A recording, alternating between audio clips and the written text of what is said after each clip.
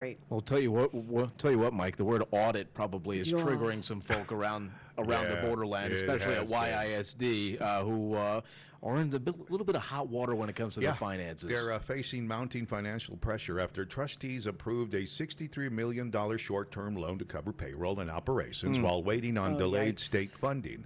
District leaders say the move is necessary as the district faces a projected $16 million deficit and shrinking reserves. During Wednesday night's meeting, trustees raised concerns about whether the district could eventually face insolvency if spending is not reduced. Officials say reserves could run out within the next 2 years if current trends continue. YISD leaders are expected to continue budget discussions next month. Yikes. Not good. The loan. We talked about this yesterday. The Yeah. loan situation. It's like a last resort. Like, Yeah. well, because the interest payments on that loan are going to be terrible Yeah. for the next 30, 40 years. And Who anybody knows? who's ever taken out a payday loan, you know you never get ahead of that. You No. never get ahead of that. Well, the plan I heard is to pay it off by March 1, 2027. Oh, sure. And, Wow. And they also said that they had figured the interest into the budget already.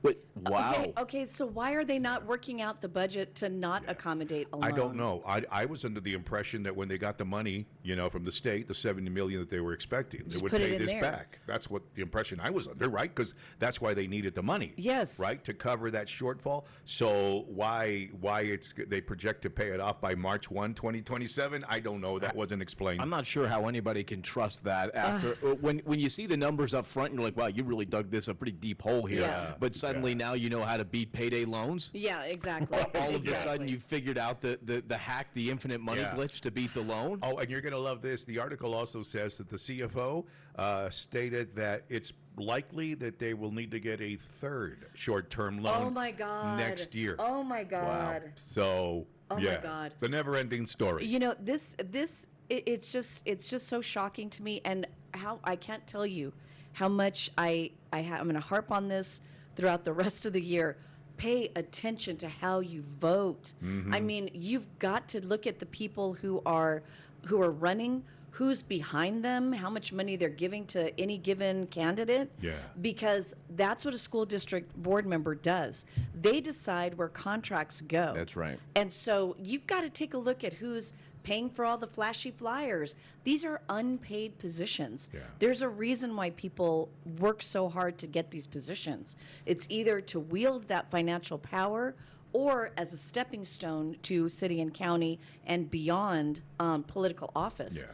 And you got to pay attention to this. That's why every single vote, especially in a local election, is so important. Well, I'll tell you what, even for us here in the media, I think the next time we get around to an election here for the school board, it is going to be extra scrutinized. Yes. I think there's going to be a lot of digging that's being done, not just by us, but all of our colleagues around the city in the media sphere, I would imagine, are going to be doing some deep digging on anybody that puts their name in the running for one of these school board positions, because after this, with YISD and EPISD, which we will get to later in the show, trust me, it's going to be really, really tough to run for these positions. And currently, like our one of our producers just told us yesterday morning, Socorro ISD is under the TEA They're already umbrella. in the hot water. The reason why we're not hearing about them is because they are required by law, because they're being overseen by TEA, to have a balanced budget. So they cannot by law have a deficit. Right. We were talking yesterday as well in the newsroom just about, hey, maybe it's time we start asking everybody else while we're at it. I think so. Folks in Fabens, folks in Las Cruces, Absolutely. it might be time to hey, hand them over. And While we're on it, let's just... At the very least, the fourth biggest district, which is CISD. Cañutillo. And Yeah. here's the other thing that we need to start doing. I think